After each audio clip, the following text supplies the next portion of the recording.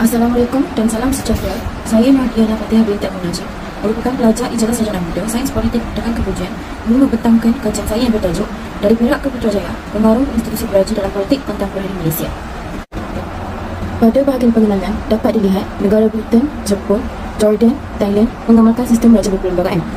Menurut Duli Yang Maha Mulia Sultan Azlan Shah dalam karyanya Constitutional Monarchy, Rule of Law and Good Governance tahun 2004, raja berperlembagaan ialah sistem di mana raja berkongsi kuasa dengan kerajaan yang dipilih secara perlembagaan.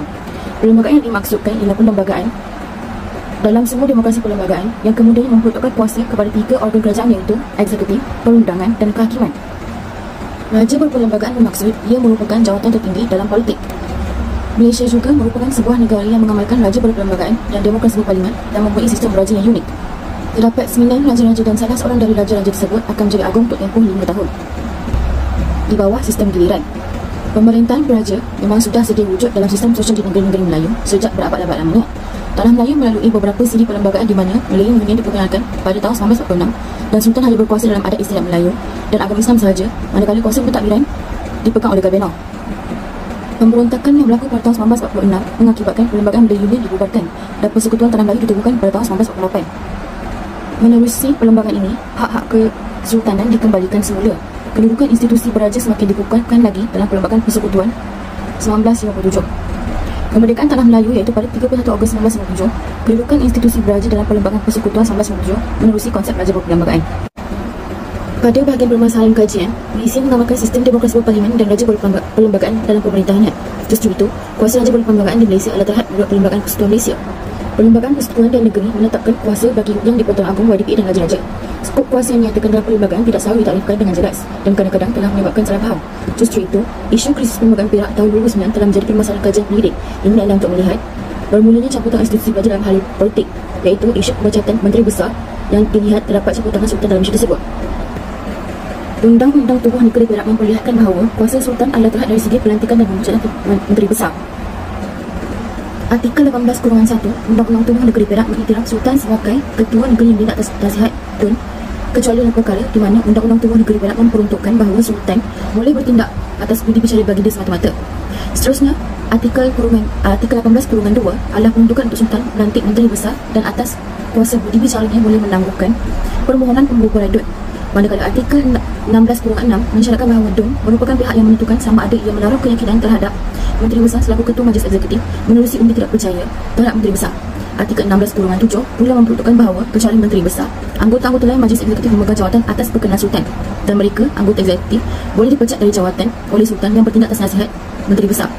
Artikel 36-2 pula memperuntukkan Sultan untuk memanggil DUN bersidang atau membubarkan DUN. Bidang kuasa Sultan untuk membubarkan DUN terdapat dalam 2 provinsi undang-undang iaitu 1. Artikel 16-6 dan 2. Artikel 36-2 Undang-Undang Tubuh Negeri Perak. Di sini dapat dilihat isu krisis perlembagaan Perak 2009 telah menunjukkan tiada satu peruntukan perundangan yang membolehkan Sultan memecat Menteri Besar atas alasan telah hilang sokongan majoriti ADUN tanpa membubarkan DUN terlebih dahulu. Pada bahagian objektif kajian, terdapat 3 objektif utama kajian yang dijalankan. Antara objektif kajian tersebut ialah: yang pertama, untuk memahami latar belakang sistem beraja Melayu sebelum kemerdekaan. Yang kedua, untuk menganalisis pengaruh institusi beraja Perak pada zaman pemerintahan Najib. Dan yang ketiga, untuk menganalisis pengaruh institusi beraja pasca pemerintahan Najib, iaitu Perikatan Nasional PN dan Pakatan Harapan PH. Kerangka konsepsual yang akan dibincangkan ialah konsep demokrasi berparlimen dan konsep raja berperlembagaan. Demokrasi berparlimen membawa maksud rakyat yang terlibat dalam sistem pemerintahan negara melalui wakil-wakil dipilih. Rakyat berpeluang membentuk kerajaan, menjalankan pemerintahan dan bebas memilih perwakilan melalui pilihan raya. Rakyat berhak menyokong, mengekalkan atau menukarkan kerajaan sedia ada melalui pilihan raya bagi mengekalkan kerajaan yang adil, sejahtera dan stabil. Kriteria sistem demokrasi berparlimen adalah pembahagian kuasa kepada 3 bahagian di dalam pemerintahan iaitu perundangan, kehakiman dan eksekutif. Malaysia juga merupakan sebuah negara yang mengamalkan sistem demokrasi yang berasaskan kepada sistem persekutuan. Berdasarkan kepada peruntukan ini, negeri-negeri di Perlis, Kedah, Pulau Pinang, Selangor, Perak, Negeri Sembilan, Melaka, Johor, Pahang, Terengganu, Kelantan, Sarawak dan Sabah telah bersetuju dengan konsep penubuhan negara Malaysia. Bagi konsep raja berperlembagaan, pula ialah dalam masyarakat Melayu tradisional, raja adalah berkuasa mutlak. Namun, selepas merdeka, kuasa raja mutlak telah dikembalikan, tetapi telah diubah berdasarkan amalan demokrasi. Raja berperlembagaan adalah sistem pemerintahan beraja mengikut peruntukan perlembagaan Malaysia. Kuasa raja boleh diwakilkan kepada kabinet yang diketuai oleh Perdana Menteri dan raja hendaklah menerima dan bertindak mengikut nasihat kabinet di samping menjalankan tugas secara simbolik. Raja berperlembagaan adalah sejenis kerajaan yang ditubuhkan di bawah sistem perlembagaan yang mengiktiraf raja sebagai ketua negara. Di peringkat persekutuan, YDPA yang di-Pertuan Agong menjalankan tugas secara simbolik iaitu berdasarkan perlembagaan dan nasihat Perdana Menteri sebagai anggota kabinet. Manakala di peringkat negeri, raja-raja bertindak atas nasihat Menteri Besar dan Majlis Mesyuarat Kerajaan Negeri masing-masing. Pada bahagian sorotan kesusasteraan, terdapat 9 sorotan kesusasteraan yang telah digunakan dalam kajian ini. Antaranya ialah Constitutional Monarchy, Rule of Law and Good Governance oleh Duli Yang Maha Mulia Sultan Azlan Shah pada tahun 2004. Yang kedua, Sovereign Union, The Malaysian Monarchy in Crisis oleh Andrew Harding pada tahun 1993. Yang ketiga, Identity Monarchy, Interrogating Heritage for a Divided Malaysia oleh Anthony Melner pada tahun 2012. Yang keempat, The Monarchy in Malaysia, Struggling for Legitimacy oleh Ahmad Fauzi Abdul Hamid dan Muhammad Taqi bin Ismail pada tahun 2013. Yang kelima, The Functions of Constitutional Monarchy in Malaysian Political System, The Perception of Malay Community oleh Fatimah Zainab dan Nazrul Zainuddin pada tahun 2010. Seterusnya, Politik Malaysia di Persimpangan, Praktik Politik dalam PRU 2008 dan Kontemporari oleh Muhammad Nazri Muhammad Noor pada tahun 2009. Seterusnya, Krisis Perlembagaan Perak 2009 dan Kesan Terhadap Perpaduan Sosial oleh Nourish Mudian Rahim et al. Pada tahun 2020. Yang ke-8, Krisis Politik Melayu dan Pembinaan Negara Bangsa oleh Suhana Saad et al. Pada tahun 2012. Dan yang terakhir, Langkah Syaratan dan Implikasi Terhadap Konsep Politik dan Perdagangan Malaysia oleh Muhammad Nazri Muhammad Noor pada tahun 2020. Pada bahagian metodologi, pengkaji menggunakan kaedah kualitatif, iaitu pengaplikasian kerangka teoretikal yang telah dikenal pasti sebagai bersesuaian dengan tujuan kajian. Seterusnya, rujukan daripada sumber internet. Dan yang terakhir, metodologi menggunakan sumber-sumber seperti jurnal-jurnal akademik, buku-buku kajian ilmiah, dokumen-dokumen kerajaan dan berita-berita atas talian. Pada bahagian dapatan dan perbincangan, pilihan raya umum 2008 iaitu PRU ke-12 merupakan peristiwa gelombang tsunami politik. Parti dominan ketika itu iaitu Barisan Nasional BN telah kehilangan majoriti 2/3 kerusi di Parlimen dan hanya memenangi 140 kerusi daripada 220 kerusi. Manakala pembangkang telah memenangi 80 kerusi di Parlimen. BN yang gagal memenangi 2/3 majoriti kerusi di Parlimen akibat daripada hasil gabungan parti oposisi iaitu PKR, PAP dan PAS lebih dikali sebagai Pakatan Rakyat yang berjaya menawan 5 buah negeri seperti Selangor, Pulau Pinang, Perak, Kedah dan Kelantan. PRU ke-12 ini merupakan pencapaian terburuk BN dalam sejarah pilihan raya di negara ini. Gelombang penolakan terhadap BN terlihat begitu ketara dalam PRU 12 merupakan BN kalah di beberapa negeri iaitu Pulau Pinang, Selangor, Perak, Kelantan dan Kedah dan wilayah Puspong Kuala Lumpur. Seterusnya, peristiwa ini berlaku pada tahun 2009 iaitu bermula daripada keputusan pilihan raya umum PRU ke-12 yang dinamakan sebagai Krisis Perlembagaan Perak. Dilihatkan, pasca PRU 2008 ini memperlihatkan perpecahan di kalangan Melayu semakin ketara dan dapat dibuktikan pergolakan politik Melayu ini dalam krisis legitimasi di Perak. Krisis ini telah mencabar kesahihan kerajaan negeri Perak dan kesahihan pelantikan Menteri Besar. Ia juga merupakan satu pertikaian tentang keabsahan kerajaan yang dibentuk oleh PR di negeri Perak.